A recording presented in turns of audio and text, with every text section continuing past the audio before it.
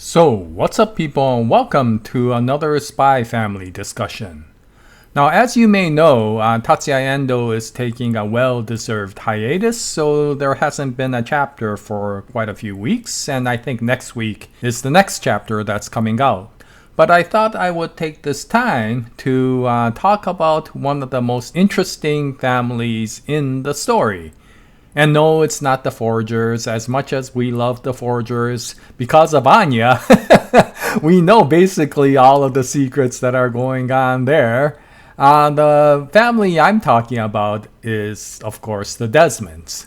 A family that is very interesting, very peculiar, and very mysterious. And because Damien is such an important character in the story, and Donovan is considered main villain of the story, it makes for a very interesting study into what exactly this family is like. And Tatsuya Endo has been throwing out tidbits with regards to this family, and to be honest, as those stories come out, not only do you get some answers, but you actually get more questions coming out. This family is very unusual. And so I thought I would take this time to make a discussion with regards to this. And no, there aren't going to be any eye-opening revelations with regards to the comments that I make. All of the things that I'm going to talk about have already been talked about by many other people. But I thought that I wanted to make this mostly for my own sake of bringing my thoughts together and asking, what you feel about the situation with this family. And much of it came from the recent chapter 106, where we saw just how dysfunctional the family is. Now, we always known that the Desmond family was dysfunctional, and there was always information that kind of gave clues with regards to that. But, of course, chapter 106, without saying too much in that chapter, gave a very good revelation of just how uncomfortable each family member is in coming together with the family. And especially in the case of Melinda and Demetrius, it almost felt like they really didn't want to be together with the family. Whereas with Damien, we could see that he really wanted to spend the time with his family, but he just couldn't figure out how to do so. And so as much as it was his desire to be with his family, it also showed how uncomfortable he was whenever he got together with his family. And then there's Donovan, yes, the so-called mastermind of the entire Operation Strix situation. But even in his case, you don't get the evil mastermind that you would get in other shonen series.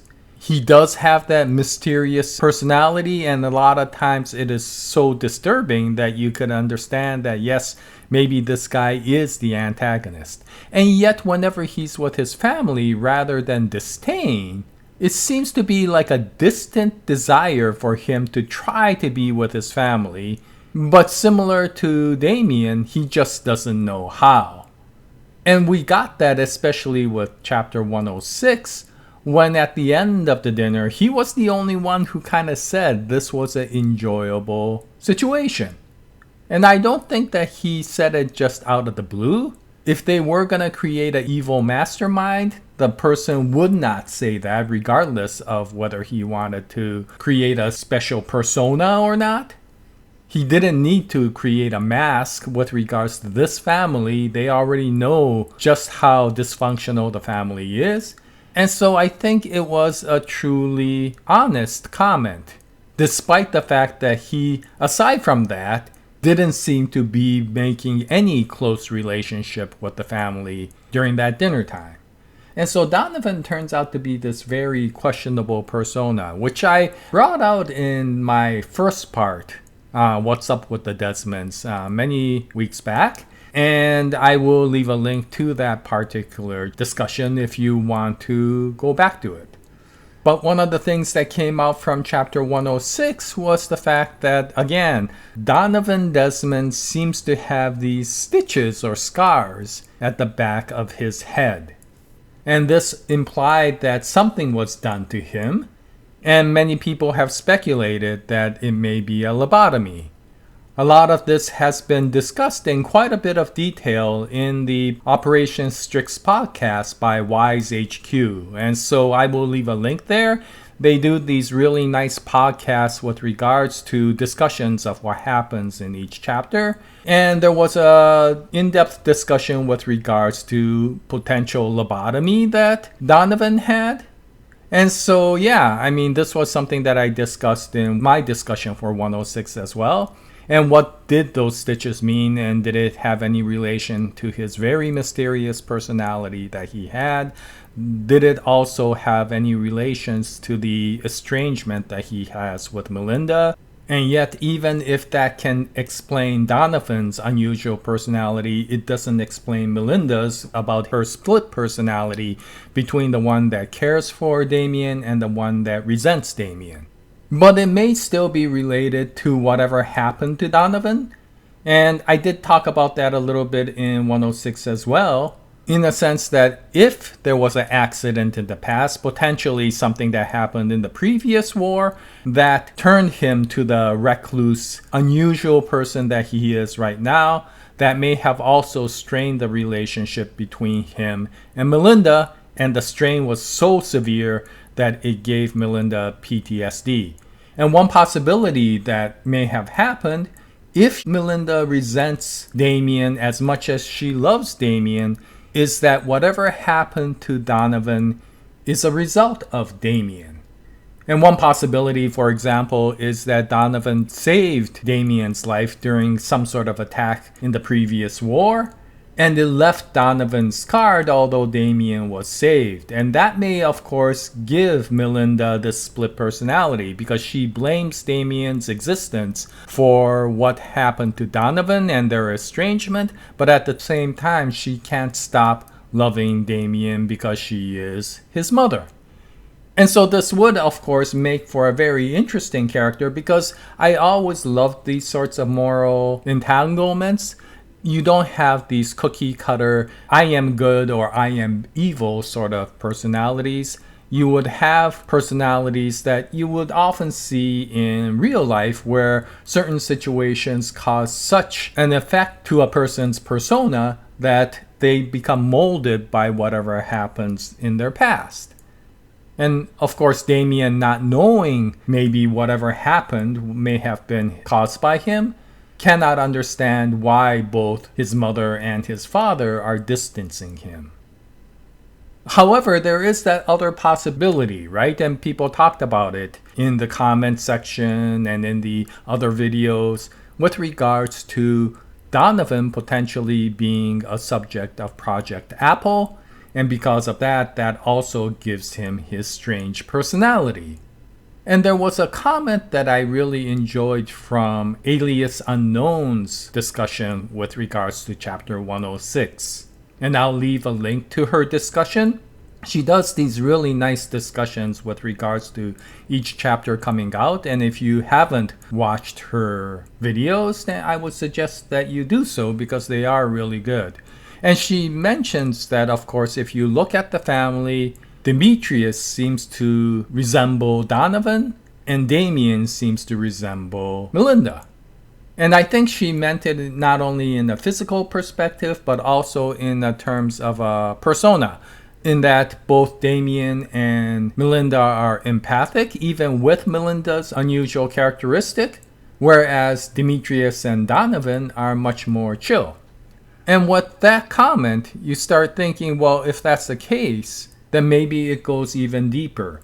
If Donovan Desmond was a subject of Project Apple, is Demetrius Desmond also the case?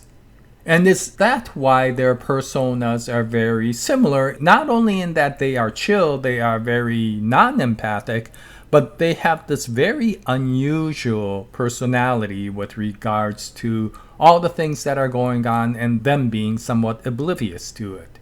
And the reason I say this and the reason why it may potentially be Project Apple is if Donovan Desmond is similar to Demetrius and Demetrius received the treatment after, for example, Donovan did as a next generation treatment, then there was that chapter where Anya tried to read Demetrius's mind and couldn't.